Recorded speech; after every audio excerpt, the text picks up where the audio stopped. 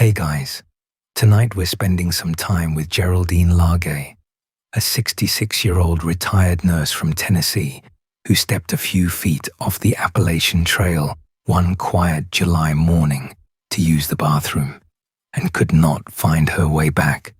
She survived alone in the Maine woods for somewhere close to a month, writing in a small journal the entire time. And it would be more than 2 years before anyone found her. Before we settle in for this one, take a moment to like the video and subscribe, but only if you genuinely find value in what we do here. No pressure and no guilt. And thank you, truly, for all of the case suggestions you send us. We're also now on Spotify, so the link is in the description if you would rather listen there. Now, dim the lights and settle in. This is a long one, and Jerry's story deserves to be heard carefully from beginning to end. She was the kind of person her own family called a beacon. Optimistic, warm, deeply spiritual. The sort of woman who decided in her 60s that she was going to walk 2,000 miles through the mountains because it was the one thing left that she most wanted to do. And to understand what happened to her, we need to go back to the very beginning. How does an experienced hiker vanish a few steps from a marked path? Why did one of the largest searches in the history of the state of Maine pass within 100 yards of her and somehow never see her? And what did she write in all those long days alone, once she began to understand that no one was coming? Let's go back to where it all started, in a quiet town called Brentwood, Tennessee. Brentwood sits just south of Nashville. It is a green, comfortable place of low hills and good schools and long driveways, the kind of town people move to when they want their lives to slow down a little. And that is where George and Geraldine Largay built theirs. Everyone who knew her called her Jerry. Not Geraldine, not Mrs. Largay, just Jerry. It was a small thing, but it tells you something about her, because it is hard to be afraid of someone named Jerry, and it is easy to love them. She had been a nurse, a retired nurse, and a veteran of the United States Air Force, which means that for a long stretch of her life, her job was to take care of other people on what was often the worst day of their lives. There is a particular kind of person who chooses that work and stays in it for decades, and then chooses to keep doing versions of it long after they could have stopped. They tend to be calm under pressure. They tend to be practical. They tend to be the steady one in the room when everyone else is coming apart. By every account from the people who knew her, that was Jerry. She and George had been married for 42 years. Sit with that number for a moment. 42 years is not a honeymoon, and it is not a young love. It is two people who have weathered everything a long life throws at a couple, who have raised children together and buried parents together and learned the particular shorthand that only decades can teach you. They had a daughter, Kerry, and a son, and a handful of grandchildren who adored their grandmother. After Jerry was gone, her family released a short statement, and in it they described her in a single, careful sentence. They called her a positive, vibrant, optimistic, enthusiastic, and spiritual person. And they said that she was, and still is, a beacon of light for her family and for everyone who knew her. A beacon. That is the word her own children reached for when they had to find words for the worst thing that had ever happened to them. Not a saint, not a legend, just a light, the person you steer toward in the dark. Have you ever known someone like that? The one who remembers the birthdays, who calls just to check in, who somehow always seems to be the warm center of the family, even when life is hard. Jerry was that. For the Largays, and she carried inside her a quiet, stubborn appetite for the outdoors that not everyone in her life fully understood. Because here is the thing about Jerry. She loved to hike. She loved the woods and the early mornings and the slow rhythm of putting one foot in front of the other for hours at a time. George, by his own cheerful admission, did not love any of those things. He liked a good bed and a hot shower and not sleeping in a tent in the rain. The two of them had found a marriage that made room for both of those truths the way good marriages do. She would go to the mountains and he would be waiting for her when she came down. Near their home in Tennessee, she hiked the long trails she could reach, building up her miles and her confidence over the years. And somewhere along the way, like so many people who fall in love with walking, she started to think about the big one. The one that hikers talk about in a slightly lowered voice, the way you talk about something you are not sure you are allowed to want. The Appalachian Trail. If you have never hiked it, let me try to give you a sense of the thing she was dreaming about. The Appalachian Trail runs roughly 2,000 miles up the eastern spine of the United States. It begins in Georgia, on a mountain called Springer, and it ends far to the north in Maine, on a mountain called Katahdin. In between, it climbs and drops through 14 states, over ridgelines and through river valleys, past tiny trail towns and long stretches where there is nothing but forest in every direction. To walk the whole thing in one continuous push is called a through hike, and it takes hikers somewhere between 5 and 7 months. It is one of the great long walks of the world. People train for years. People save for it, plan for it, dream about it for decades. And every season, a few thousand of them set out to try, and only about 1 in 4 actually makes it the whole way. For Jerry, it was the dream, the big one, the thing at the very top of the list. Her husband would later tell a reporter, plainly, that the trail was on her bucket list.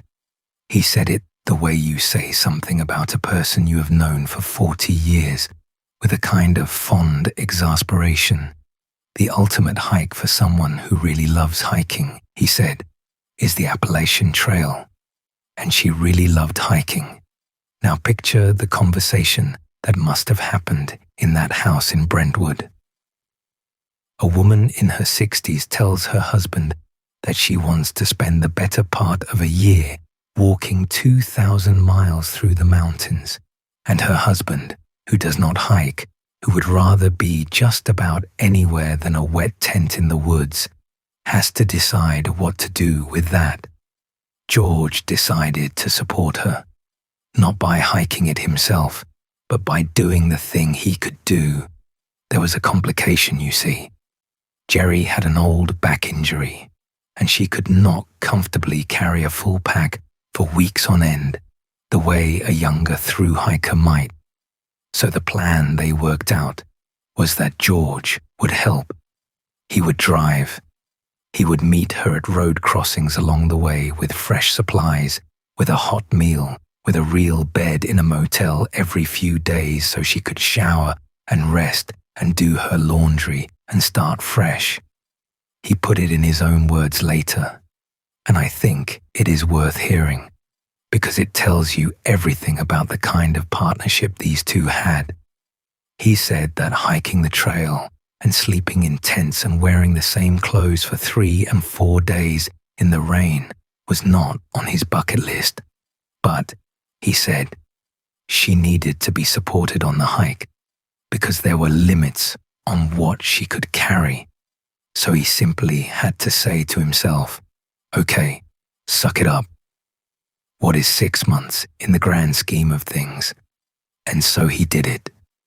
What is 6 months in the grand scheme of things? He had no way of knowing when he said that how those words would come to sit. He thought he was signing up for half a year of driving and waiting and good meals at the ends of long days. He was, in a way, signing up for a great deal more than that.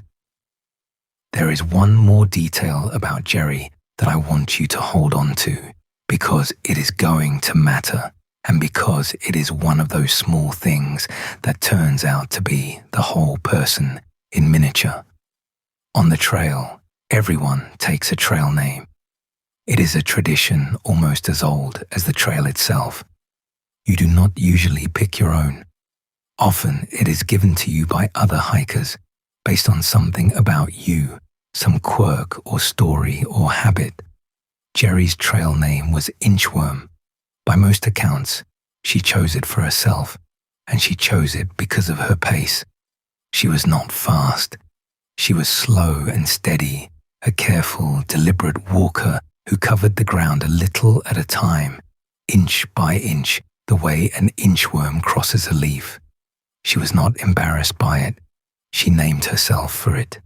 And there is something almost unbearably gentle about that when you know how the story ends. A woman who knew exactly who she was, slow and steady and patient, not racing anyone, not trying to be something she wasn't, just moving forward carefully, a little at a time, toward the thing she wanted. To be fair to the people who would later question whether she should have been out there at all, and we will get to them, because their concerns were real, Jerry was not reckless. She had researched this trail. She had hiked for years. She had a husband running a one-man support operation up the entire eastern seaboard so that she would not have to overtax her back. This was not a whim. This was a carefully considered plan built around her real limitations, undertaken by a woman who had spent her whole working life being the careful, competent one, which is part of what makes what happens so hard to hold. Because careful, competent people are not supposed to vanish a few steps from a marked trail. That is the kind of thing we tell ourselves happens to other people. The unprepared, the unlucky, the ones who didn't take it seriously. And Jerry took it seriously. She took all of it seriously. In April of 2013, she laced up her boots, shouldered what she could carry, and set out to walk to Maine. She was 66 years old.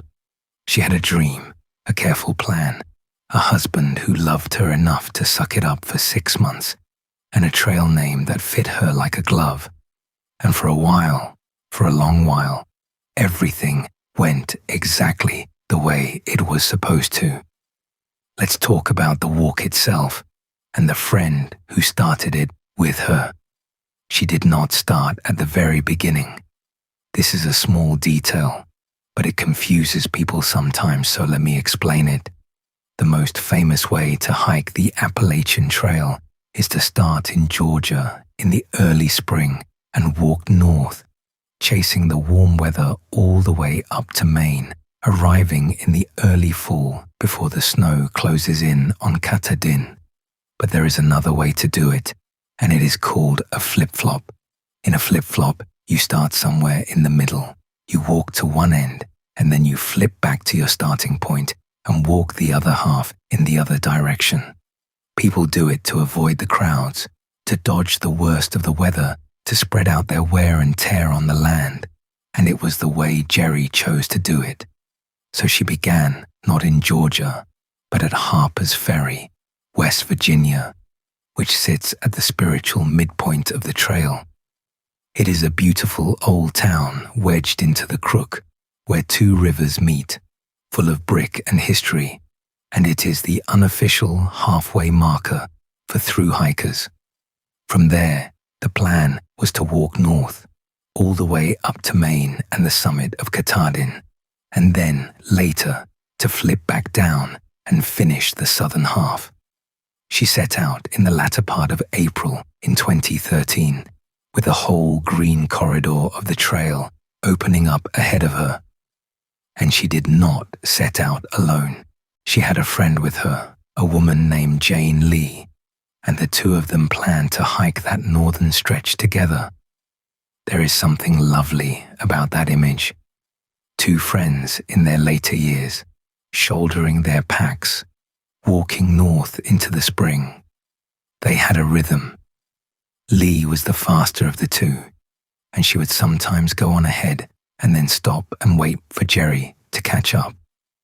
Inchworm, after all, slow and steady. The two of them moved up the trail through the long, warm weeks of late spring and into the summer, and behind them, never far, was George in his vehicle, meeting them at the road crossings with food and clean clothes and the promise of a real bed every few nights. For week after week, the system worked. Jerry was doing the thing she had dreamed about. She was walking the Appalachian Trail. By the time she reached the northern states, she had already put something close to 1,000 miles behind her. Think about that. 1,000 miles, on foot, in her 60s, one careful step at a time. Whatever anyone would later say about her, and people would say a great deal, the simple fact is that she had already walked a distance few people will ever walk in their lives through some of the most demanding terrain in the eastern United States, and she had done it. But trails, like lives, do not run in straight lines. At the end of June, as the two women crossed into New Hampshire, something happened that was nobody's fault, and that changed everything. Jane Lee got word of a family emergency back home, the kind of call you cannot ignore, the kind that pulls you off the mountain and out of your own plans and straight back into the lives of the people who need you. Lee had to leave the trail. And so, on the last day of June, the two friends said their goodbyes, and Jerry was on her own. Now, here is where we have to slow down, because this is the first of several moments in this story where you can feel the path quietly forking, where a different choice might have led somewhere else. Jerry had a decision to make. Her hiking partner was gone. She could have stopped. She could have waited or gone home or found another companion, or she could keep going alone with George still leapfrogging ahead of her in the car. And she chose to keep going. Jane Lee was not comfortable with that choice. She said as much to investigators later, after everything, and what she told them is hard to hear, because it came from a place of love and worry rather than blame. Lee said that her friend had a poor sense of direction.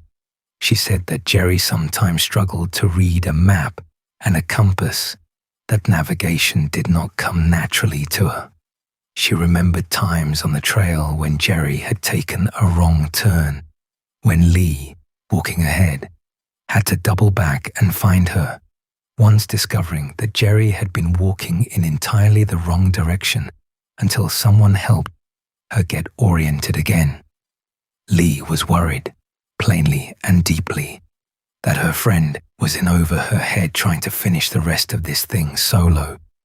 I want to be fair here and careful, because this is exactly the kind of detail that gets twisted in the retelling. After Jerry was gone, some of what Lee said hardened in the public imagination into a portrait of a woman who had no business being out there, who could barely find her own way down a marked path, and her family pushed back on that, hard, and I think they were right to. They knew Jerry. They argued that she was an experienced and capable hiker, a woman who had walked long trails for years, who had already, by this point, completed roughly 1,000 miles of the most difficult footpath in the country. Both of these things can be true at once. You can be experienced and capable and still not be naturally gifted with a map and compass.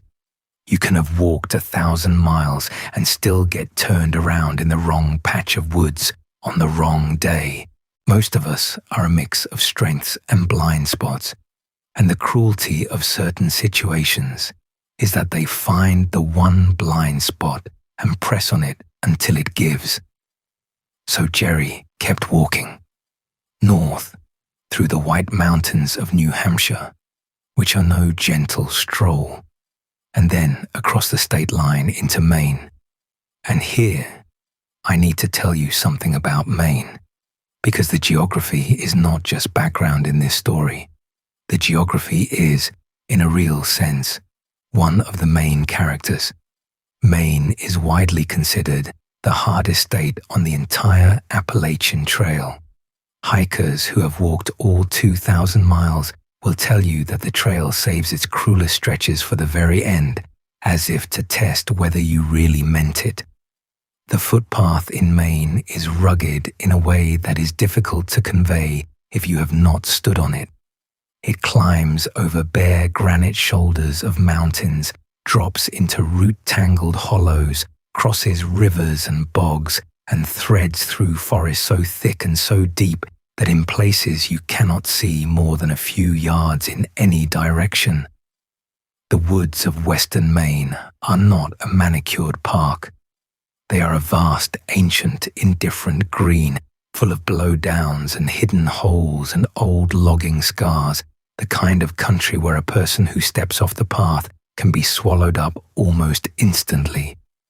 Have you ever been in woods like that? Not a city park, not a state forest with a parking lot, but real deep woods, the kind where the canopy closes over your head and the light goes green and dim and every direction starts to look exactly like every other direction. There is a particular feeling that comes over you in places like that, a sense of how small you are and how easily the forest could simply close behind you and not notice you were ever there. People who hike a great deal learn to manage that feeling, to stay oriented, to keep one eye always on where they came from.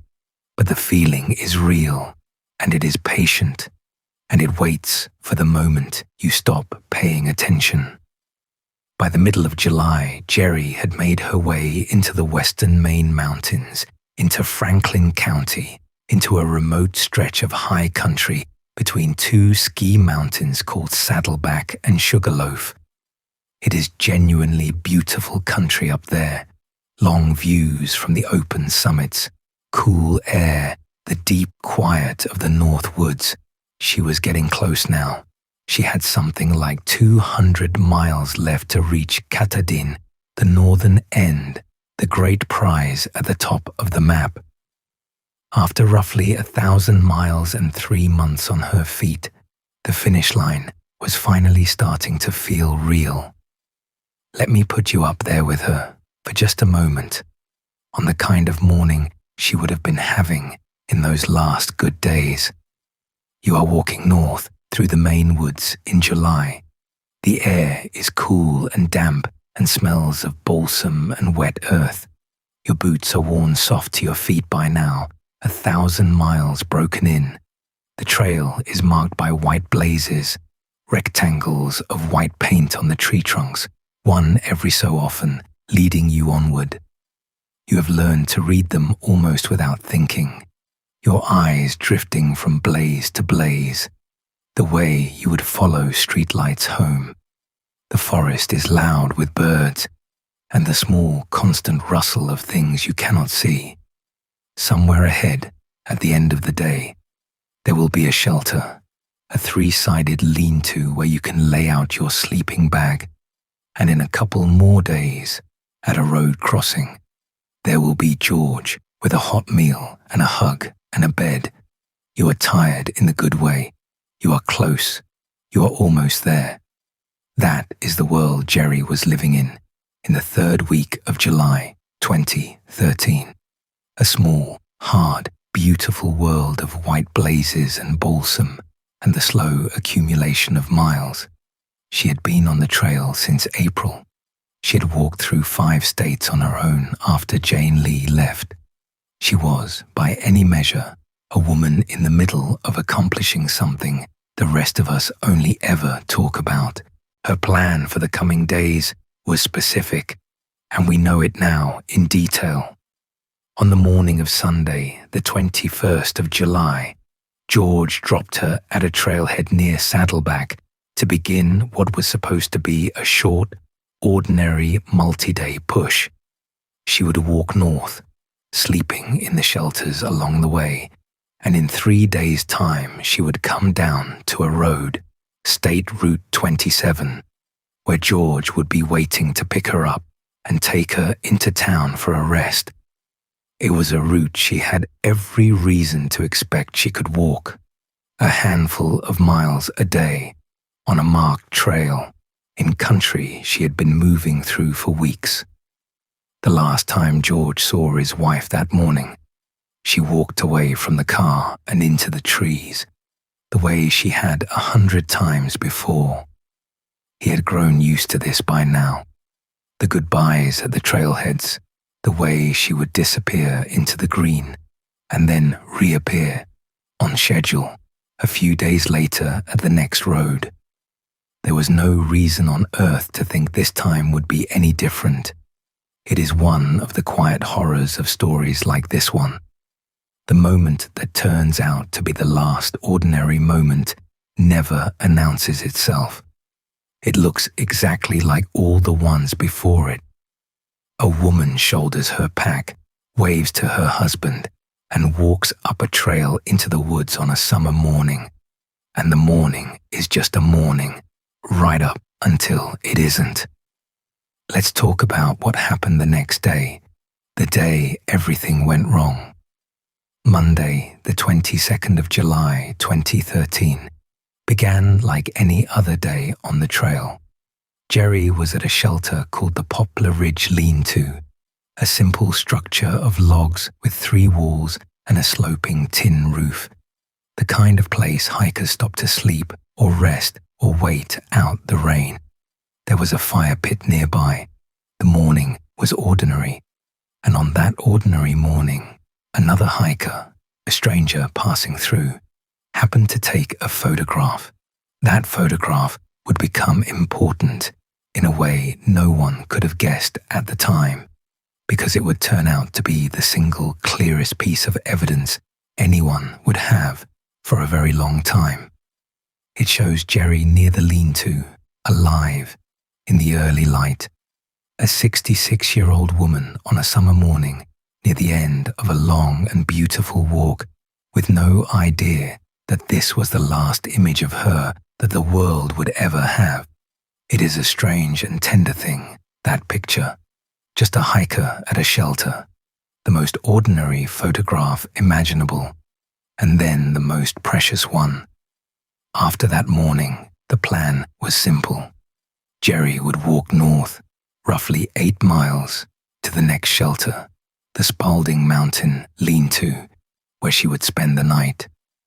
And then, over the following day or two, she would cover the remaining distance, something like 13 miles, down to the road crossing at Route 27, where George would be waiting. 8 miles, then 13. 2 days of walking on a marked trail to a husband with a warm car and a hot meal. That was all that stood between her and a rest. Somewhere along that northbound stretch, after she crossed a body of water called Orbayton Stream, Jerry did the most human thing in the world. She stepped off the trail to go to the bathroom. I want to stop here because this is the hinge of the entire story, and I want us to feel how small it was. Every hiker who has ever walked a long trail has done exactly this. You step off the path just far enough for a little privacy, behind some trees, out of sight of anyone who might come along. It takes a minute, maybe 2, and then you step back onto the trail and you keep walking. It is so routine that you do not even think about it.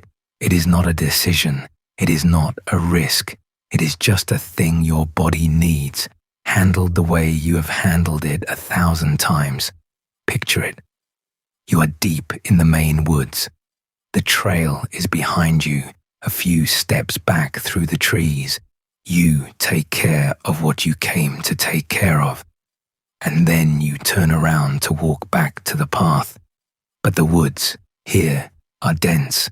The undergrowth is thick. The light is dim and green. The ground rolls and tumbles in every direction. And there are no white blazes back here, off the trail, because the blazes only mark the path itself. You take a few steps in the direction you are sure the trail is, and it is not there. You take a few more, still not there. You feel the first small flicker of something, not quite fear yet, just a tightening, a sense that the geometry of the place has come slightly loose. You turn, and the way you came looks different now. Every direction looks the same. Green and green and green.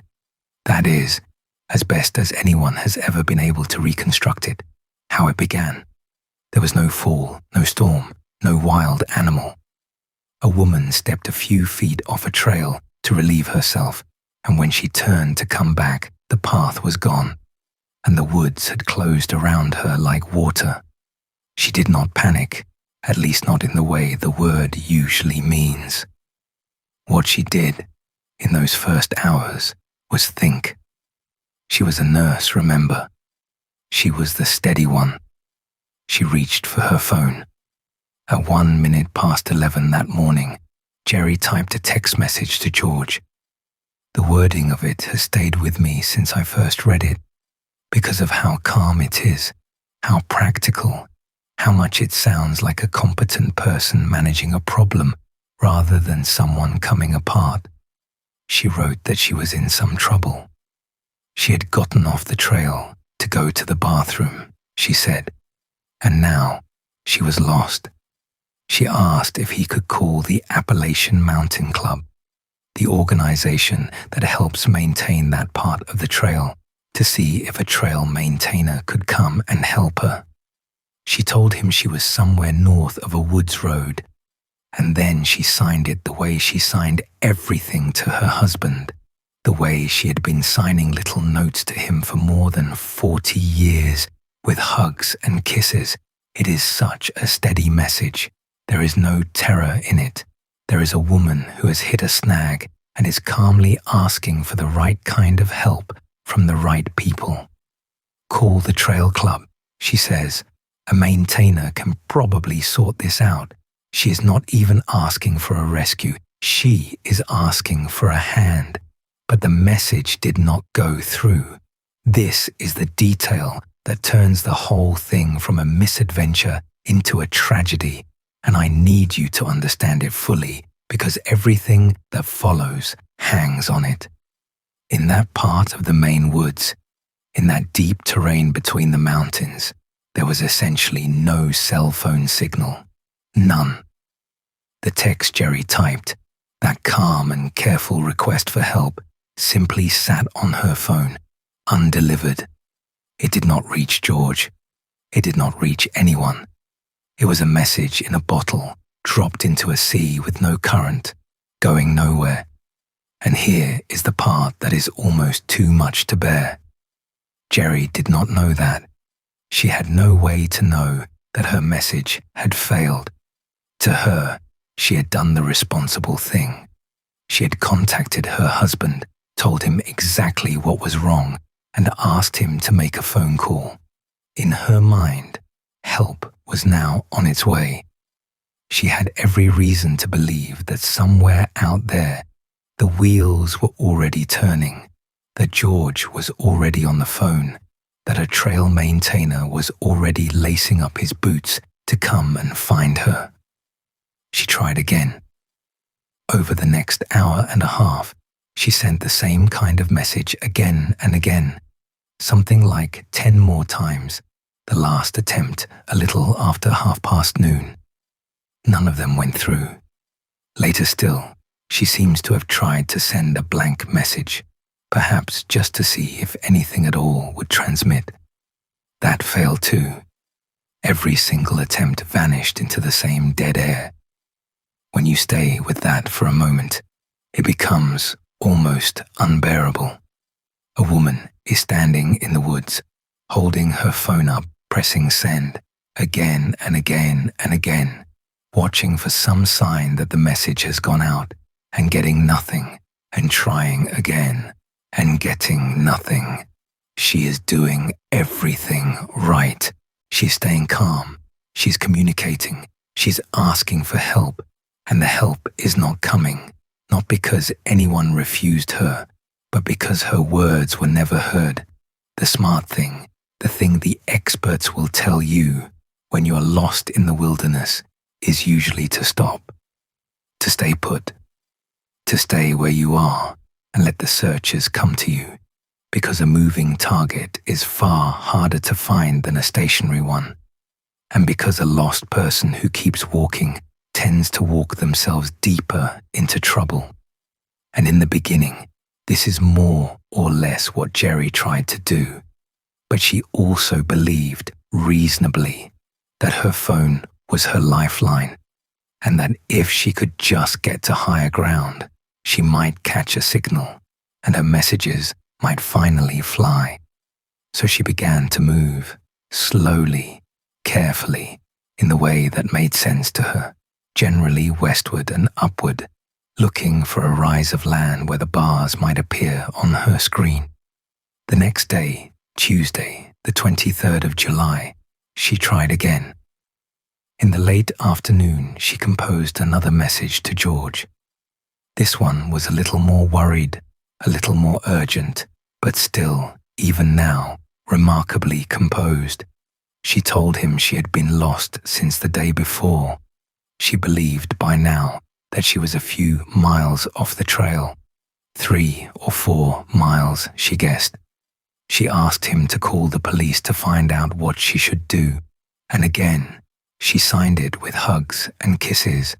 3 or 4 miles off the trail. That was her estimate, and you can understand why she made it. She had been walking for more than a day by then, climbing, descending, fighting through brush, and it must have felt like she had covered an enormous distance. But she had not. We know now from where her camp was eventually found that she was almost certainly never anything close to 3 or 4 miles from the path. The truth, the heartbreaking truth, is that she was much, much closer than she thought. But it did not matter how close she was, because that message, like all the others, never sent. The police were not called. No one knew anything was wrong at all, because here is the thing you have to hold in your mind through all of this. As far as the rest of the world was concerned, on that Tuesday afternoon, nothing was wrong. Jerry was simply out on the trail, where she was supposed to be, walking north on schedule, due to come down to the road and meet George in another day or so. Her husband was not yet worried. The wardens did not know her name. The trail club had received no call.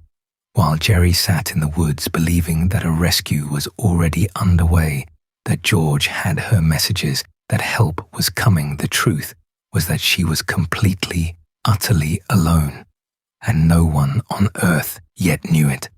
That gap between what she believed and what was true is the cruelest space in this entire story. For 2 full days, she thought she had been heard, and she had not been heard at all. Let's talk about the moment that gap finally closed. The moment George realized his wife was not going to walk out of the woods. George Largay was a patient man. He had spent the better part of 3 months driving the back roads of the eastern United States, learning the rhythm of his wife's walk, getting good at the waiting. He knew that hikers run late. He knew that miles take longer than they look on a map, that weather slows you down, that a body in its 60s does not always keep to a schedule. So on Wednesday, the 24th of July, when he arrived at the Route 27 crossing in Wyman Township to pick Jerry up and she was not yet there, he did what he had learned to do. He waited. He waited the way you wait for someone you trust to keep their word. He watched the place where the trail came down to meet the road, expecting at any moment to see her step out of the trees in her dusty boots, slow and steady, inchworm, right on time or close enough. The minutes went by, and then the hours, and the thing that every spouse in this situation comes to eventually, the cold, quiet realization began to settle over him. She should be here by now. She is not here. Something is wrong. By the afternoon, George had moved past waiting and into action. He flagged down a passing police officer, and he told him that his wife was overdue, that she had been due out of the woods, that she had not come. And with that, the machinery began to turn. Jerry Largay was reported missing. The next day, she was formally declared so, and what came next would become one of the largest and most exhaustive search operations in the history of the state of Maine. I want you to understand the scale of what was mounted to find this one woman, because it matters, and because it makes everything that follows so much harder to accept. This was not a token effort. The Maine Warden Service, the agency responsible for search and rescue in the state's vast wild lands, threw enormous resources at it. They brought in game wardens and state police. They brought in volunteers, dozens, and then more than 100 trained searchers, people who knew these woods, who knew how to grid a forest and walk a line and look for the small disturbances that mark a human passage. They brought in dog teams, handlers with search dogs and cadaver dogs, animals trained to catch the scent of a living person, or, if it came to that, a person who was no longer living. They brought in aircraft to look down through the gaps in the canopy. Over the days and weeks and eventually the months and years, the Warden Service would describe this as one of the most unique and challenging search and rescue incidents the state had ever faced. And they had almost nothing to go on. That is the maddening part. They had a starting point, the Poplar Ridge lean-to, where Jerry had last been seen on Monday morning. They had an ending point, the Route 27 crossing, where she had failed to appear. And in between, they had roughly 23 miles of some of the roughest terrain in the east. They knew, in other words, the rough corridor she had vanished into. They just did not know where in that enormous green corridor she might be. They had one solid clue, a single photograph, the picture another hiker had taken of Jerry at the Poplar Ridge lean-to that Monday morning, alive and well, and on her way. That was it. That was the firm ground the entire search stood on. One image of a woman at a shelter, and a 23-mile stretch of forest, and the desperate hope that somewhere in all of that, she was still alive and could be found. They determined fairly quickly that she was not on the trail itself. Searchers walked the path, called her name, checked the shelters, and there was no sign of her at any of them. Wherever she was, she had left the marked trail, which meant she could be anywhere in the dense woods to either side, and the woods to either side went on for miles.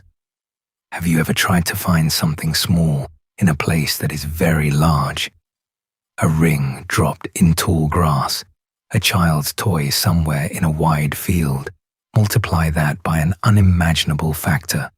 The searchers were looking for one tired woman, possibly hurt, possibly sheltering somewhere out of sight in a forest so thick that you could walk within a few feet of a person and never see them. The undergrowth was dense. The ground was treacherous, littered with decades of fallen timber, full of holes you could drop into up to your waist without warning. Even for fit, experienced searchers, simply moving through that country was exhausting and dangerous. The land itself fought them at every step.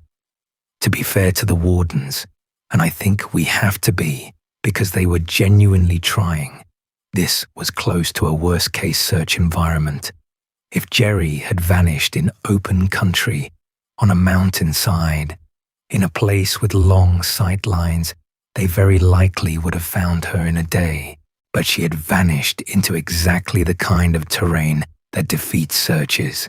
Thick, rolling, choked with debris, with a tree canopy overhead so heavy in places that it screened the ground from the air. The same forest that had swallowed her was now swallowing every attempt to find her. And then, there were the false leads. When a case like this draws national attention, and this one did, the tips begin to pour in, and most of them lead nowhere, and a few of them lead the searchers in exactly the wrong direction. Trained searchers found things in the woods and had to chase each one down. A single drop of blood on a rock near the trail, a piece of gauze with one human hair caught in it, cotton fibers, water bottles, food wrappers. Each of these had to be collected, examined, tested, taken seriously, because any one of them might be the thread that led to Jerry. And one by one, they came back negative. The blood was not hers. The hair was not hers. None of it was hers. The forest is full of the small leavings of every person who has ever passed through it, and the searchers had to sift all of it, and none of it told them anything. It got stranger than that too, in the way these things always do. The search coordinator, a Maine warden named Lieutenant Kevin Adam, would spend the next 2 years living with this case, and he received hundreds of tips. People reported sightings of Jerry from as far away as Minnesota, 1,000 miles from the Maine woods. Psychics contacted him, offering visions. They told him she was in a cave. They told him she was near a tower. They told him she had been attacked by a bear, or, in the strangest claims, that she had been carried off by something out of folklore. Adam, by his own account, took the case home with him every night.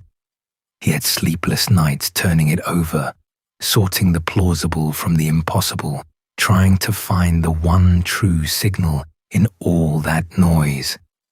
There was one lead, though, that haunts this story more than all the others, because of how close it might have come, and how badly it slipped away.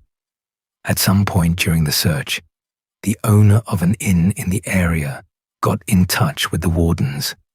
A hiker, the innkeeper said, had called wanting to leave a message. Something about having spent the night at the Spalding Mountain lean-to. The message, as it was passed along, was confused, garbled, hard to make sense of. But here is what the wardens would eventually come to believe it might have actually meant. It may have been someone trying to relay that they had spent the night at the Spalding lean-to with Inchworm, the missing hiker, and to please tell her husband that she was going to be late.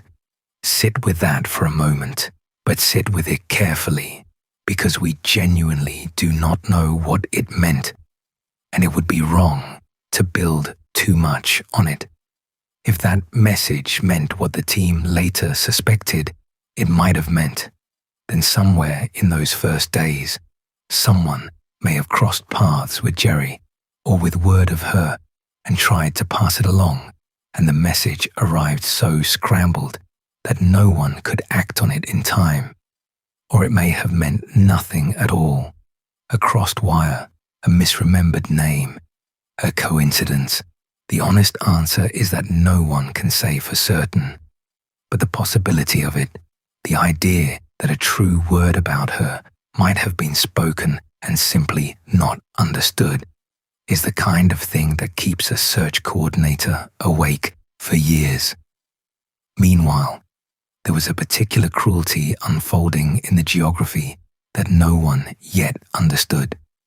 The area where Jerry actually was, it would turn out, was so rugged and so dangerous that the wardens could barely search it on foot at all. In that specific patch of country, there were not enough volunteers fit enough to safely walk a ground search through terrain that treacherous. So in that area, the searching that could be done was done mostly by dog teams, handlers, and their animals pushing through where people on a grid line could not safely go. We will come back to those dog teams because what they came close to is one of the most painful facts in this entire story. But hold that thought for now. For George and his children, these were days that do not really have words. Imagine it. Your wife, your mother, is somewhere out there in those endless woods. Every day the search goes on, there is hope, because as long as they are looking, she might still be found, and as long as she might be found, she might still be alive. But every day that passes without her is also a day closer to the answer no one wants. You are suspended between those two truths, hour after hour, day after day. You cannot grieve because she might be alive. You cannot rest because she might not be. You can only wait the way George had waited at the road, except now the waiting has no end in sight. The family later said something about that time that I've thought about a great deal. They said that they did not second-guess any of the efforts to find her. They said that, like Jerry, their family was strong and resilient and guided by their faith. There is enormous grace in that, in a family choosing, in the middle of the worst thing imaginable, not to spend their grief on blame. They knew the searchers were trying. They could see it. But the searchers were running out of time, and they knew it. Wilderness survival has a clock, and the clock does not care how hard anyone is looking. After about a week of intense, around-the-clock effort, with no sign of Jerry, no confirmed trace, nothing but false leads and dead air, a decision had to be made. On the 30th of July, the Maine search was suspended. A few days later, in early August, it was scaled down further. The 100 searchers went home. The dog team stood down. The aircraft stopped flying their patterns over the canopy. It is important to understand what that decision meant and what it did not mean. It did not mean the wardens gave up. They would return to those woods again and again over the next 2 years, running periodic searches, following new tips, never quite letting go. But the all-out, full-scale, find her now phase of the operation was over. As far as the active search was concerned, the trail had gone cold.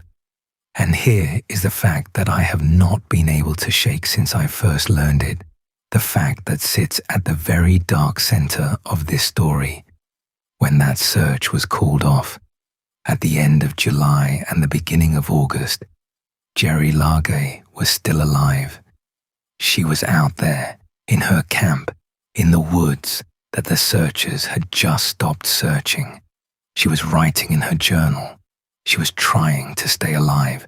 And the people who had been looking for her, who had thrown everything they had at finding her, were packing up and going home with no way of knowing that the woman they were searching for was, in that very moment, waiting for them to come. To understand those final weeks, we have to do the hardest thing this story asks of us. We have to go to her camp and read what she wrote there. We know what we know about Jerry's final weeks because of 2 things she left behind. Her phone, with its record of every message she tried and failed to send, and a small journal, which she wrote in nearly every day, and which was found more than 2 years later among her belongings. The wardens who later read that journal described it not as a survival log, but as something more intimate than that. They said it read like a series of personal letters to her family, and on the cover, in her own hand, she had written 4 words: "George, please read." And then, the way she ended everything she ever wrote to him, hugs and kisses. "George, please read." She was writing to him. Through all of it, she was writing to him. "Let me take you back to the day after she got lost, Tuesday, the 23rd of July. By then, Jerry seems to have understood that walking was not getting her anywhere good, that the woods were too thick and too vast, and her sense of where the trail lay was failing her. So she did the thing that the survival experts would later say was, at least at first, exactly the right thing to do. She stopped. She found a small clearing on a knoll, a slight rise of ground in the heavy forest, and she made camp. And here is where I want to push back, gently, on a story you may have heard about Jerry, the story that hardened in some retellings into a portrait of a hapless woman who could not look after herself, because what she did in that clearing was not the work of a helpless person.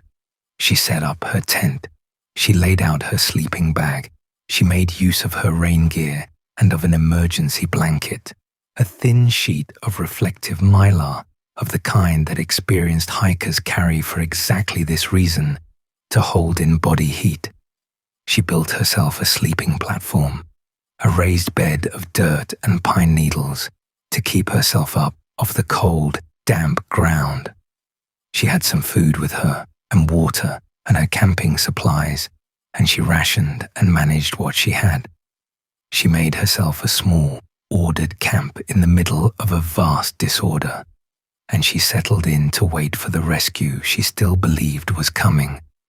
This was a competent woman doing competent things, a retired nurse calm under pressure, applying everything she knew to keep herself alive while help arrived.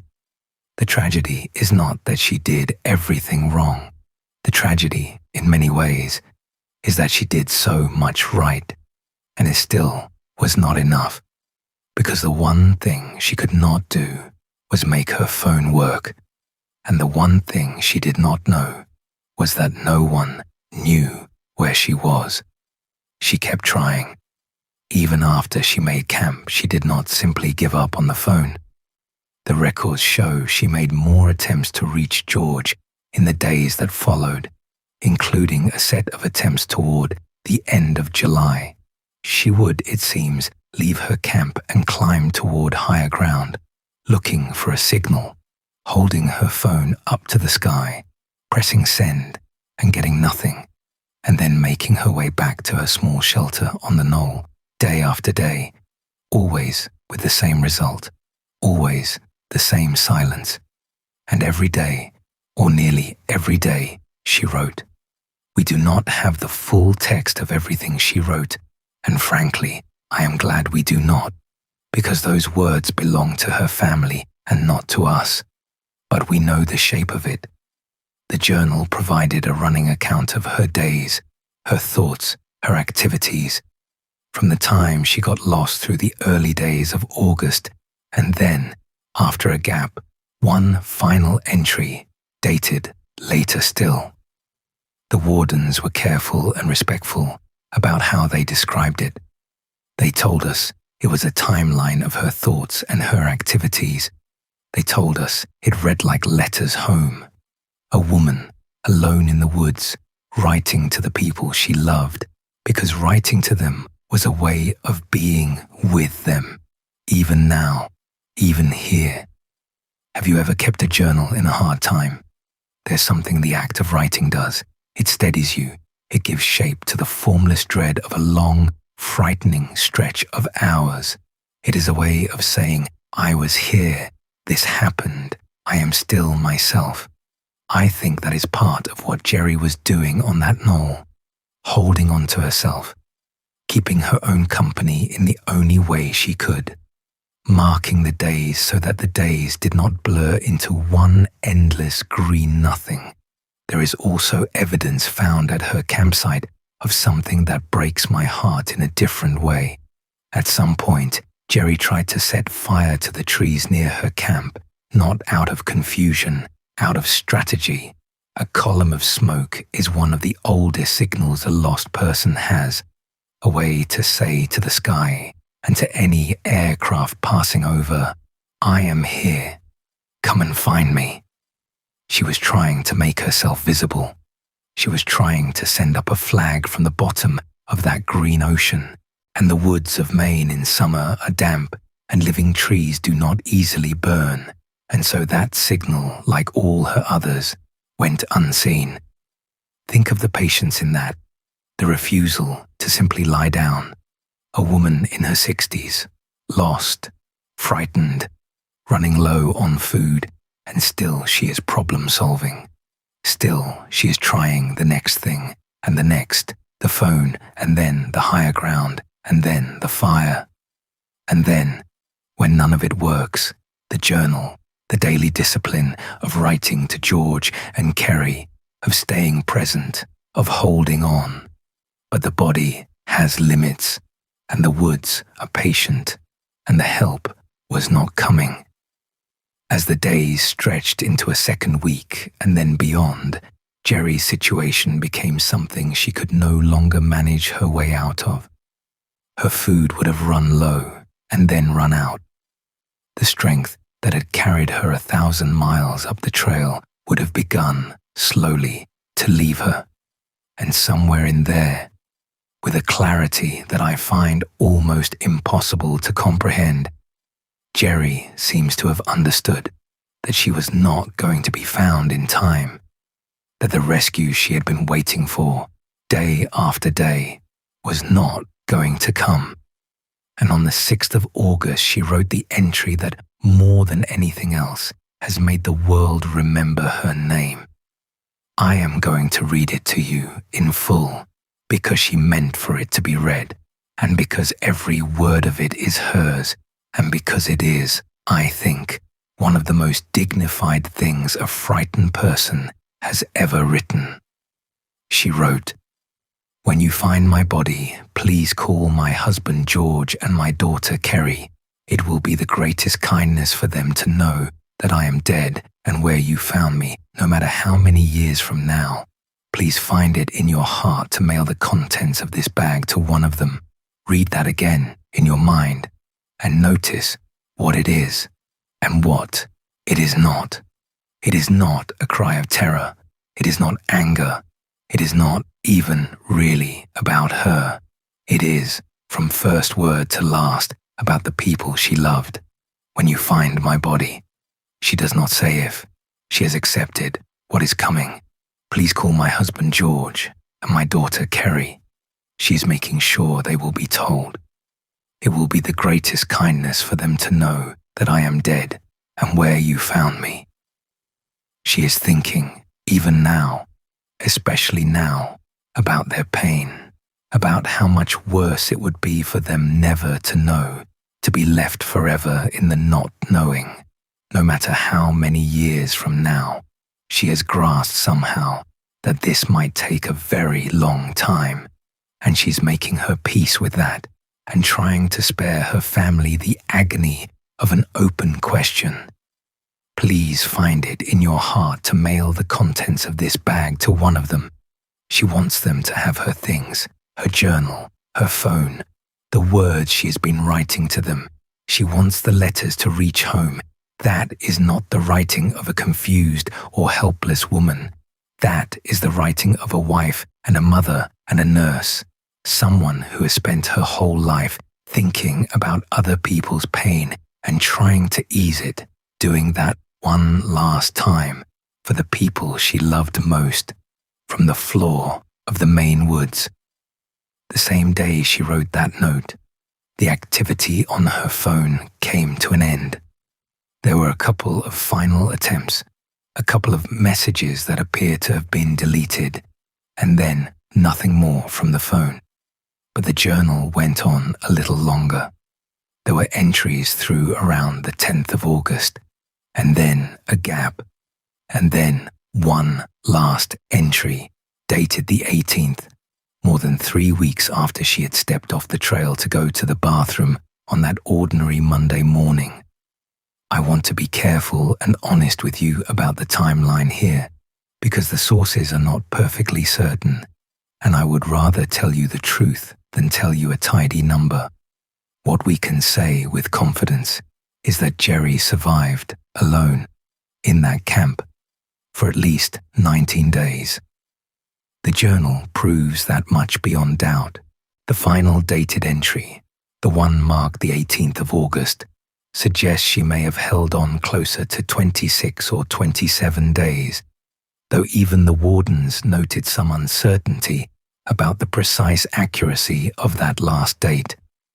Either way, the scale of it is staggering. We are talking about somewhere between 19 and 26 days, 2.5 to nearly 4 weeks, alone, in the deep woods, out of food, out of hope of being heard. And still, for most of that time, she was writing letters home. When the search had been called off at the end of July, she was still alive.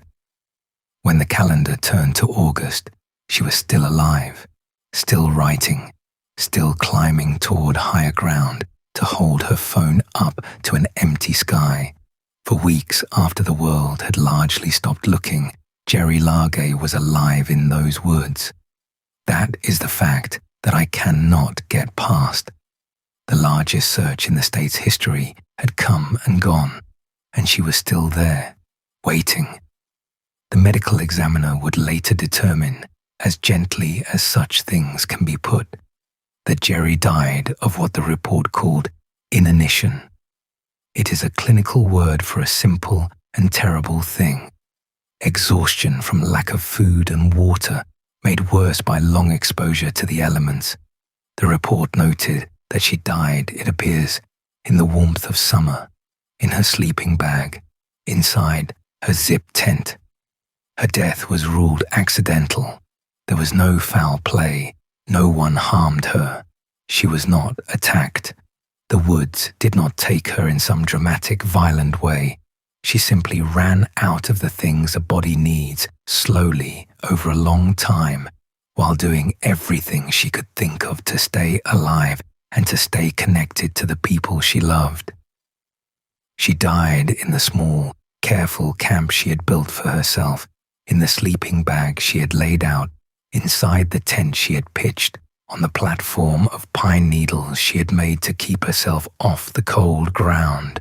She died, in other words, in a shelter of her own making, having taken care of herself to the very last, as well as anyone in that situation possibly could.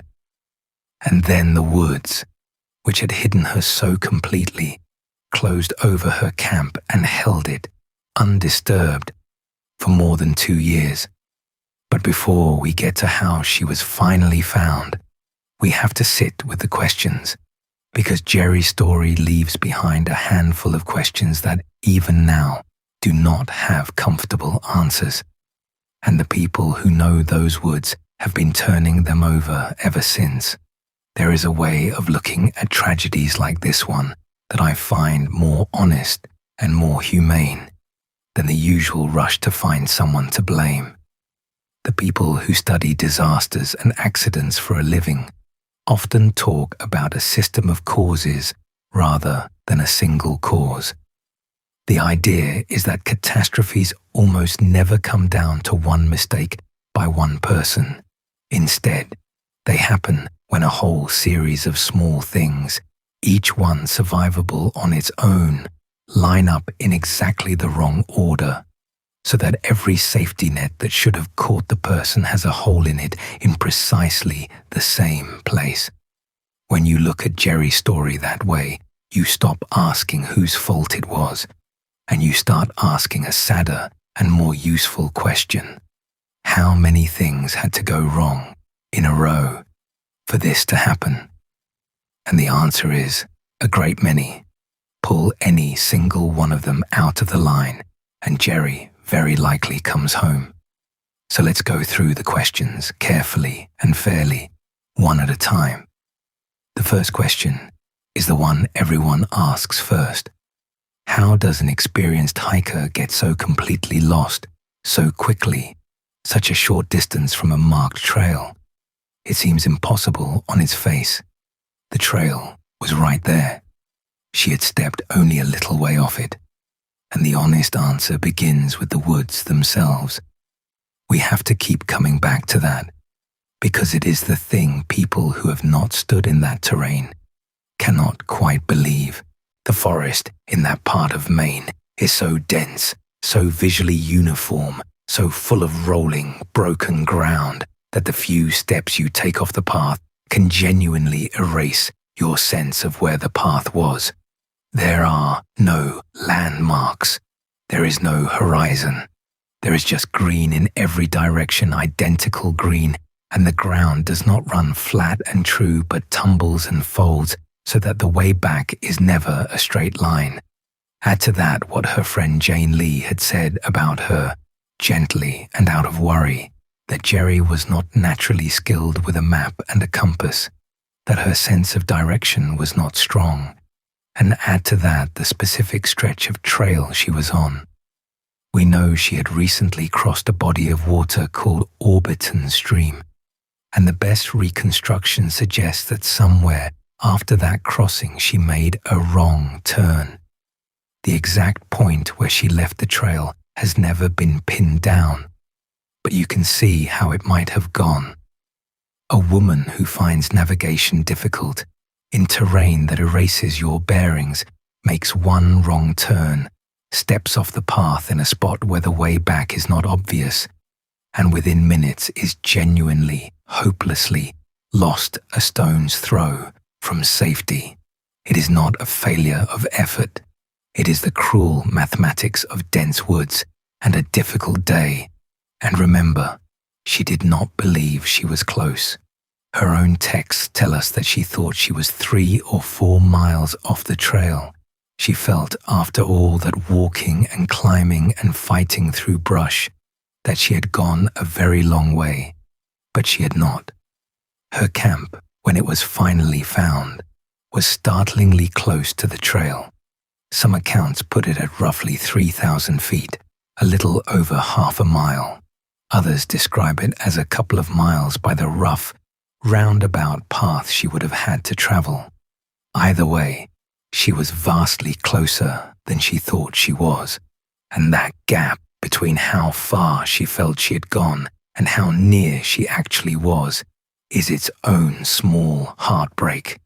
If she had known how close the trail still was, the whole story might have been different. Which brings us to the second question, and the hardest one. How did the searchers miss her? Because they came close. They came so close. Over the course of that enormous search, dog teams were sent into the difficult country where Jerry actually was.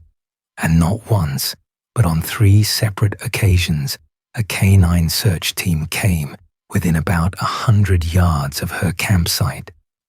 100 yards. Think about how short that is. It is the length of a football field. Trained search dogs, with their handlers, passed within a single football field of the place where Jerry was sheltering, and they did not find her. For a long time, that fact seemed almost inexplicable, and it fed every kind of wild theory. But the medical examiner's report, when it finally came, offered an explanation that is mundane and devastating at the same time. Remember how Jerry died. She died inside her sleeping bag, inside her zip tent. The report noted that the body was, in those early weeks, well protected by the relatively moisture-resistant fabric of the sleeping bag and the tent, and that this limited the transmission of detectable scent through the air to the searching dogs. In other words, the careful shelter that Jerry had built to keep herself alive, the zip tent and the sleeping bag that any survival expert would have told her to use, may also have been the very thing that kept the dogs from catching her scent. The competence that should have saved her may have helped hide her. There is no crueler irony in this entire story than that one. And there was more working against the searchers. The campsite sat under heavy forest canopy, something like 3/4 of it screened from the sky overhead, so that even aircraft passing over had little chance of spotting it. On the ground, the report said, the site was difficult to see from the surrounding woods until you were almost on top of it. The terrain was so punishing that, as we said, foot searches in that exact area were nearly impossible, and most of the searching there had to be left to the dogs. Every factor that could have helped a search was missing, and every factor that could have defeated one was present. Have you ever wondered why she did not hear them and call out?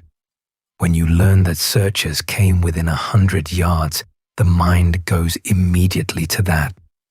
Why did Jerry not hear the dogs, the handlers, the voices, and shout and wave and save herself?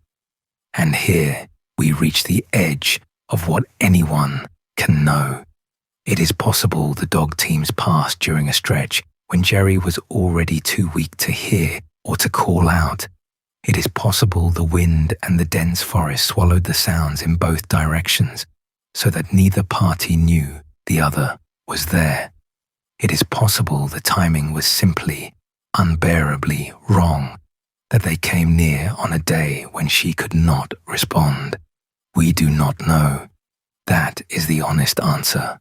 We do not know, and I am not going to pretend otherwise, because Jerry deserves the truth more than she deserves a satisfying story.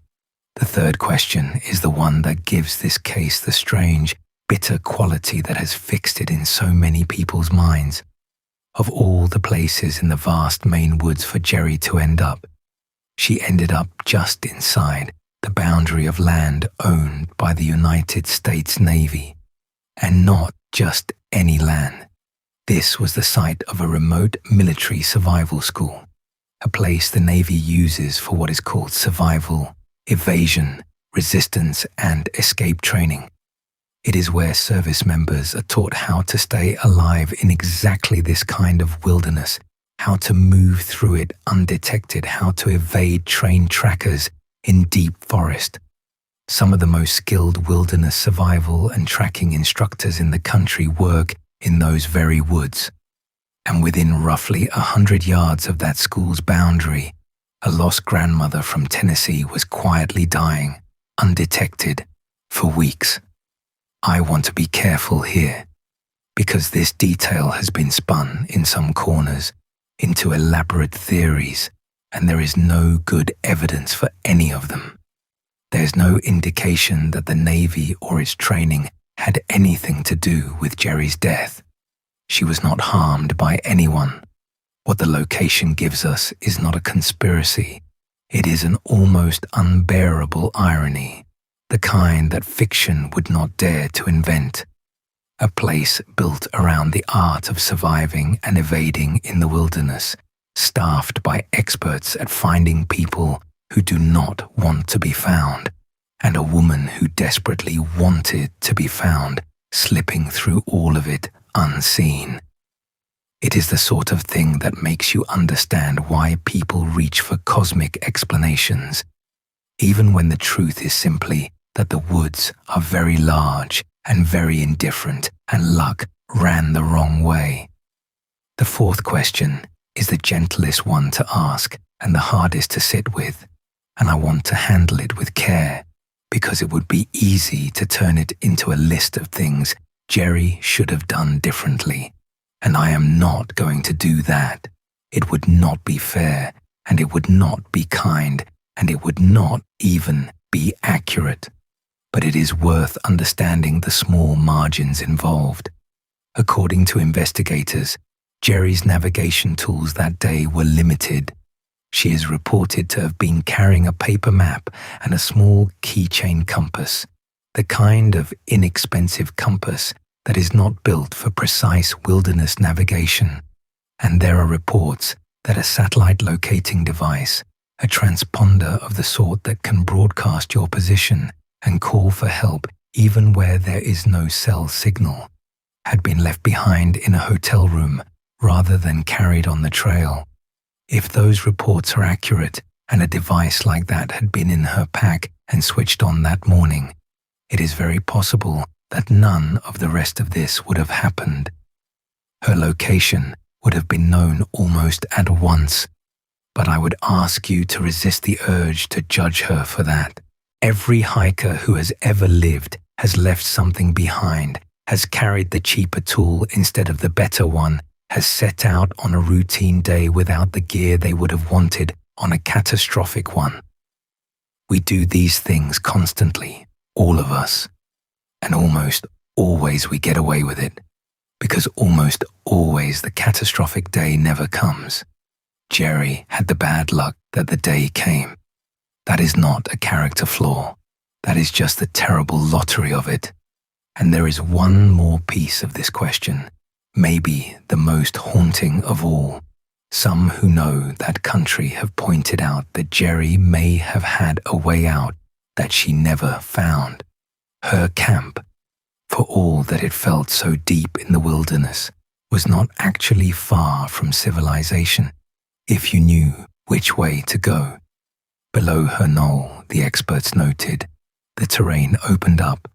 A short distance down the slope, the thick brush gave way to more open hardwood forest with good visibility, and not far beyond that ran an old logging road, the kind of road that leads, eventually, to other roads and to people. People who later walked out from her campsite found that within 20 or 25 minutes of walking downhill, they reached a clear road. 20 minutes.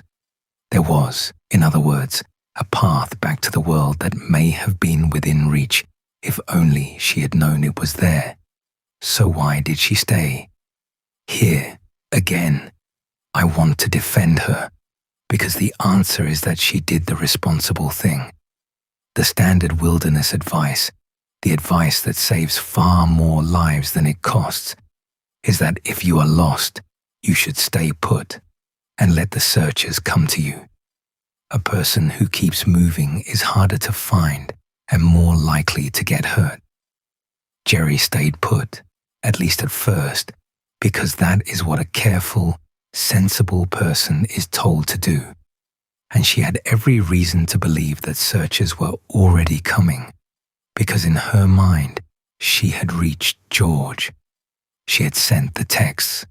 She thought help was on its way to a known location, and the worst thing she could do was wander off from the spot where they would look for her.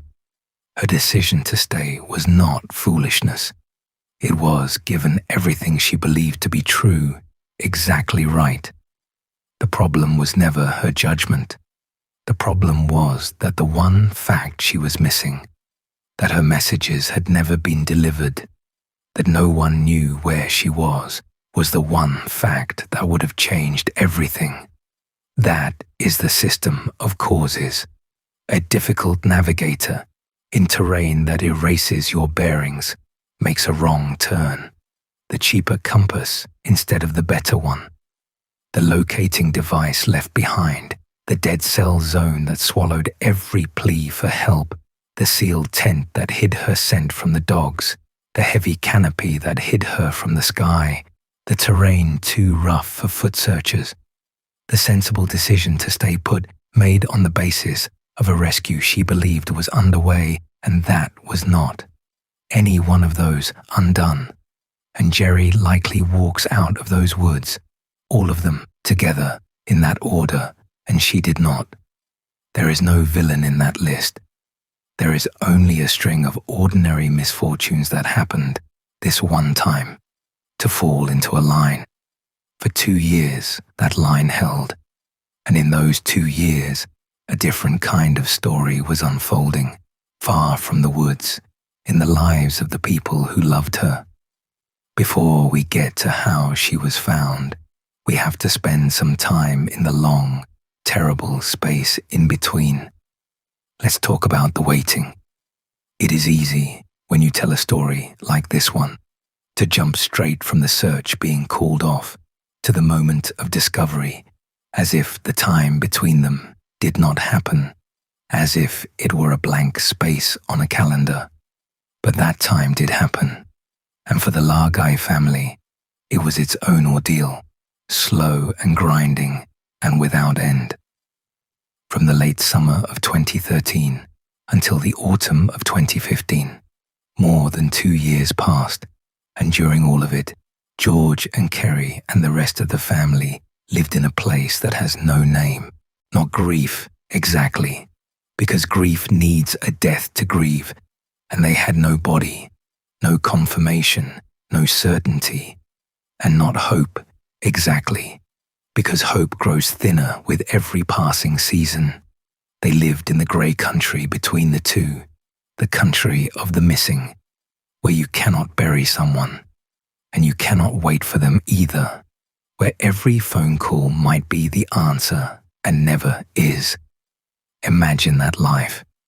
Imagine waking up every morning for 2 years and remembering, in the first clear second of the day, that you still do not know, that your wife, your mother, is somewhere or was somewhere, and you have no idea where. You cannot hold a funeral because what if she walks out of the woods next week? You cannot fully hope because it has been so long now, and you know what the odds have become. People who have not lived through it sometimes imagine that the not knowing is the merciful part, that as long as there is no body, there's room for hope, and that the hope is a comfort. The families who have actually lived it will tell you the opposite. The not knowing is the cruelest thing of all. It is a wound that cannot close because nothing will let it. George later spoke about how he and the children had held on to the possibility, through all of it, that some miracle might still bring her home alive. You can understand why. The alternative was unbearable, and Jerry was, as George said, one tough cookie. If anyone could survive out there, surely it was her. So they held the door of hope open, even as the months stacked up, even as the seasons turned over twice, because closing that door felt like a betrayal of the woman they were waiting for. And the search, to the Warden Service's real credit, never entirely stopped. This is something I think people get wrong about the case. They hear that the main search was called off at the end of July, and they imagine that everyone simply walked away and forgot her. That is not what happened. The full-scale, all-hands operation ended, yes, because it had to. But over the following 2 years, the wardens kept coming back. They ran periodic searches whenever conditions allowed or a new lead surfaced. They sent dog teams back into that punishing country again and again. In fact, one of those return searches, a dog team working that very area, came only a matter of weeks before the discovery, passing once more through the country where Jerry's camp lay hidden and still finding nothing. The terrain was simply that good at keeping its secret. There was a reward offered for information, and as time wore on and no answers came, that reward was increased, in the hope that money might shake loose something that goodwill had not. Tips continued to arrive, and Lieutenant Adam, the warden coordinating it all, never put the case down. He carried it with him through those 2 years the way you carry a stone in your shoe, always there, always pressing. He has spoken about the sleepless nights, the hundreds of tips he chased, the dozens of reported sightings that came in from all over, some from as far away as 1,000 miles in Minnesota. Every one of them was a small false dawn. Someone, somewhere, was sure they had seen Jerry alive, in a town, in a store, on a road, and every time Adam and his people had to take it seriously and run it down and watch it dissolve into nothing.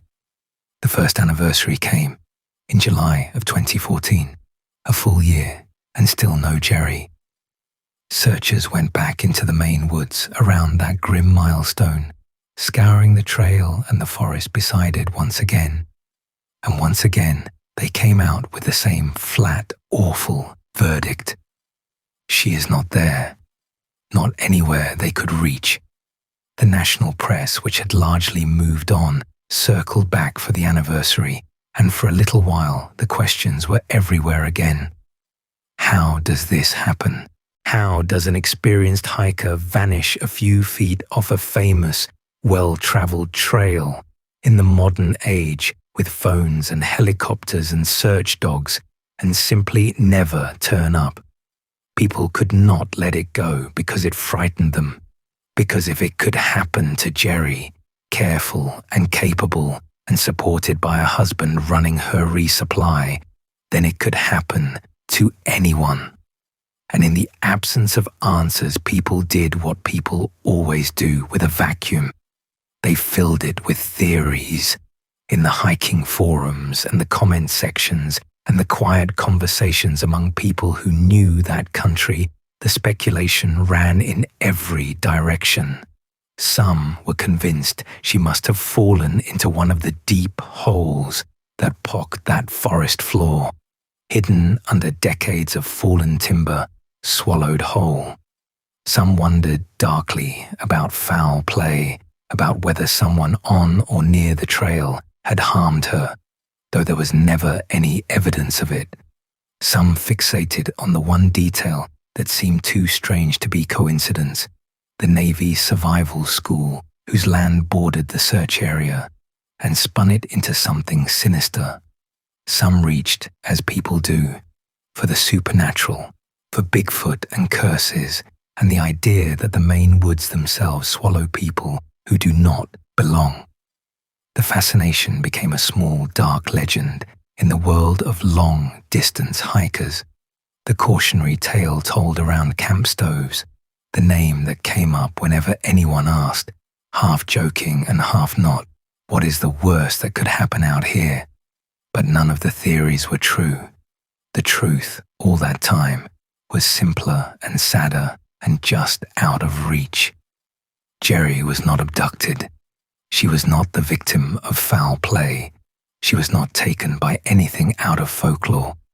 She was lying in a collapsed tent on a narrow knoll, a few 100 yards inside a fence line, under a heavy roof of trees, exactly where she had built her last camp and written her last letters home.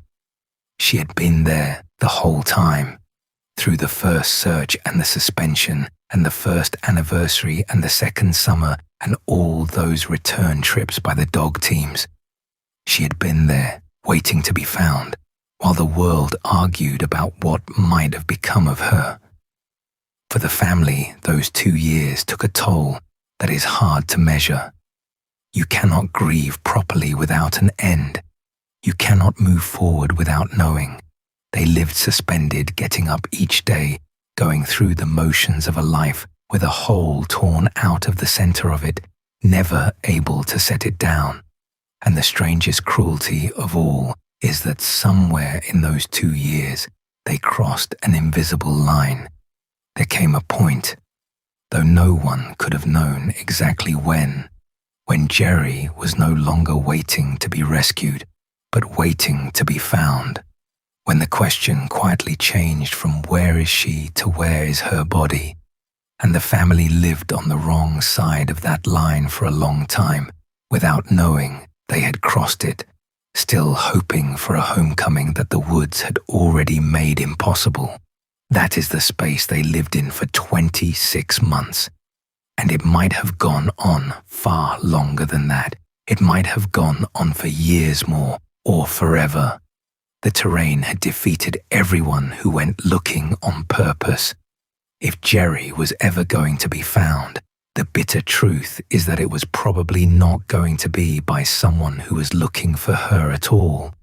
It was going to take an accident, a coincidence, someone wandering into exactly the wrong patch of woods for an entirely unrelated reason. And then, by pure chance, that is exactly what happened. On the 14th of October 2015, more than 2 years after Jerry walked away from George at that trailhead, a man went into the woods of Reddington Township to count trees. He was a forester working for a private company that had been hired to do a survey of the timber on the Navy's land, the kind of routine environmental inventory that happens on managed forest all the time. His job that day had nothing whatsoever to do with Jerry Largay. He almost certainly was not thinking about her at all. The way these surveys work, he was following a path generated by a computer, a straight line laid across the map at a random starting point, walking it and pausing every so often to stop and count the trees around him. It is methodical, unglamorous work. You go where the line tells you to go, whether or not anyone has ever had reason to go there before.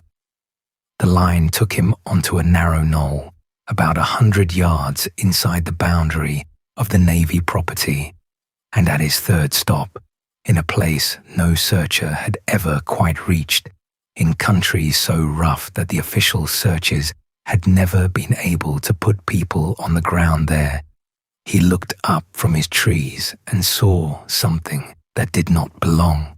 A collapsed tent, a green backpack, the quiet remains of a camp that had been sitting undisturbed in those woods for a very long time. He understood immediately that this was not nothing. He took photographs, and then the news began to travel up the chain toward the one man who had been waiting for it without daring to hope for it for 2 years. Lieutenant Kevin Adam, the warden who had coordinated the search and carried the case home with him every single night, got the call. The next morning, before dawn, he made his way to a motel in the nearby town of Wilton. And even then, even with photographs of a tent and a backpack and possible remains, Adam was careful with himself. He had been burned by hope too many times. Over 26 months, he had chased hundreds of tips and dozens of supposed sightings, all the way to Minnesota and back, and every one of them had come to nothing. He had learned not to let himself believe. He later described the possibilities running through his mind. It might be a human body. It might be animal bones. And if it was a human body, was it Jerry? He would not let himself be sure. But the photographs had shown a tent and a sleeping bag, and the closer he and his team got to that knoll, the less room there was for doubt. By the middle of that morning, Adam was joined at the site by a sizable group, around 10 wardens, members of the State Police Evidence Team, agents from the Naval Criminal Investigative Service, since the camp sat on Navy land, representatives from the office of the state's chief medical examiner, and, in a detail that says something uncomfortable about our era, a film crew from a reality television program about the warden service, which happened to capture the discovery on camera. I am not going to dwell on that except to say that I hope when you watch a story like this, you remember that the people in it are real, that the grief is real, and that Jerry was somebody's wife and somebody's mother, and not a plot point. When Adam reached the campsite, he was, by his own account, all but certain at once, the location, the tent, the belongings scattered through the small clearing. This was Jerry's camp. This was where she had been all this time. A few 100 feet off the corridor they had searched, just inside a fence line, under a heavy roof of trees. The state medical examiner's office would do the careful, formal work of confirming it, using DNA to make the identification beyond any doubt. But everyone standing on that knoll that morning already knew. After 2 years, 2 months, and 24 days, the search for Geraldine Largay was over. And then came the second discovery, the one that turned a sad ending into a story the whole country would talk about. Among Jerry's belongings, the wardens found her phone and they found her journal. And as they pieced together the undelivered texts and read the daily entries, the full shape of what had happened came into focus for the first time. Until that moment, the family and the wardens had assumed, had quietly hoped, that whatever had happened to Jerry had happened quickly, that she had fallen, perhaps, or had some sudden medical event and had not suffered long. The phone and the journal told them otherwise. They told them that Jerry had not died quickly at all. They told them that she had survived for weeks, alone, writing letters home, waiting for a rescue that the records now showed had stopped looking while she was still alive. George later spoke about what that knowledge did to him, and his words are among the most honest things I have ever read from a grieving spouse. He and the children, he said, had always held out hope that through some miracle she might still be alive, and if it had to be true that she was really gone, they had at least wished for a quick death for her. It was, he said, exactly the opposite. That was the gut-wrenching part. He said that he had always known she was one tough cookie. He just had not realized how tough she really was. I think about that line a lot. He just had not realized how tough she really was. He had been married to her for 42 years. He knew her as well as one person can know another. And even he was undone by the strength it had taken for her to do what she did out there, to stay calm, to build her camp, to problem solve day after day, to keep writing to her family with a steady hand, even as her hope ran out. The journal did not show him a victim. It showed him the bravest version of the woman he had loved his whole adult life, and that, in its way, was harder to bear than the alternative. About 10 days after Adam's call, the Largay family traveled to Maine. They came to collect Jerry's remains to finally bring her home. And they did something more than that, something I find almost impossibly moving. They made the difficult hike through that same brutal terrain that had defeated the searchers all the way into Jerry's campsite. They wanted to stand in the place where she had been, and they did not come empty-handed. Jerry's son-in-law had had an idea. They carried in with them a small cross to set up where her tent had stood, and on that cross were messages written by all of Jerry's grandchildren. Picture that for a moment, and then we will leave the family to their privacy. A grandmother had spent her last weeks in that clearing writing letters to her family, and now her family had hiked into that same clearing to write back, to leave their words in the place where she had left hers, to mark the spot, not as the place where she died, but as the place where she had been, and had been loved, and was loved still. Jerry's daughter Kerry said that someday she would bring the grandchildren there themselves, so that they could see for their own eyes just how strong their grandmother had been. The world learned most of these details a little later, in the spring of 2016.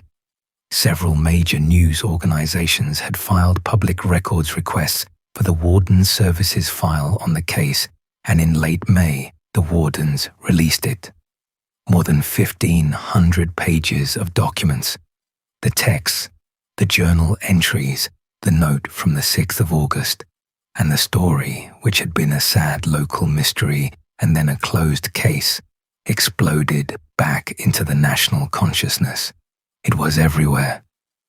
People who had never heard the name Geraldine Largay found themselves weeping over the words of a woman they had never met, because there was something in her story, in its smallness and its dignity and its terrible avoidable arithmetic, that got past everyone's defenses. When the file was released, the family put out a statement, and I want to share part of it because it is theirs and not mine, and because it is the truest summary of Jerry that exists. They said that Jerry Largay was a positive, vibrant, optimistic, enthusiastic, and spiritual person, and that they missed her every day. They said she was, and still is, a beacon of light for her family and everyone who knew her, and that her final days were a testament to her bravery, her resourcefulness, and her faith. And then they said something that I think is the moral center of this whole story. They said that, like Jerry, their family was strong and resilient and guided by their faith, and that while they grieved for Jerry, they did not second-guess any of the efforts to find her when she went missing. They did not second-guess the search. Think about how much they would have had every right to. They had learned that searchers came within 100 yards of her 3 times while she was still alive. They had learned that a dead cell zone had swallowed her every cry for help. They had learned that a string of small misfortunes had cost them the person they loved most. And in the middle of all that, they chose grace. They chose not to spend Jerry's memory on anger. I do not know if I could do that, but they did. And it tells you something about the kind of family that produces a woman like Jerry, and the kind of woman who could write that note on the 6th of August thinking only of them. In the years since, Jerry's story has become something more than a tragedy. It has become a lesson, taught and retaught in hiking circles and search and rescue trainings and survival classes all over the country. People who go into the wild now invoke her name when they talk about why you carry a real locating beacon, not just a phone, into places where the phone will not work. Why you tell someone your exact route and your exact timeline. Why you learn to use a proper compass before you need it. Why, if you ever do get lost, you stay calm, stay put, and make yourself as visible as you possibly can. Jerry did almost all of those things right, and the 1 or 2 she did not, the world has learned from, which means that somewhere out there, hikers who will never know her name are a little safer because of what happened to her. It is a bitter kind of legacy, but it is a real one, and I think she would have liked the idea that her hard story might keep someone else's from happening. There is a debate, too, that her case reignited and never quite settled about that hardest question: stay put or try to walk out. The standard wisdom says stay put, and the standard wisdom is usually right, and it was the reasonable choice for Jerry to make. But her case is now the one that survival experts point to when they add the gentle caveat that sometimes, after enough days have passed with no rescue, a lost person in good enough shape might be wise to try, carefully, to self-rescue, to follow water downhill, because water leads to bigger water, and bigger water leads to roads, and roads lead to people. There was a stream near Jerry's camp. There was a logging road not far below her. We will never know whether she was ever strong enough or knew the land well enough to have made that walk, but because of her, the people who teach these things now teach both halves of the lesson: stay put and be found, and if you are never found and you still can, find your own way home.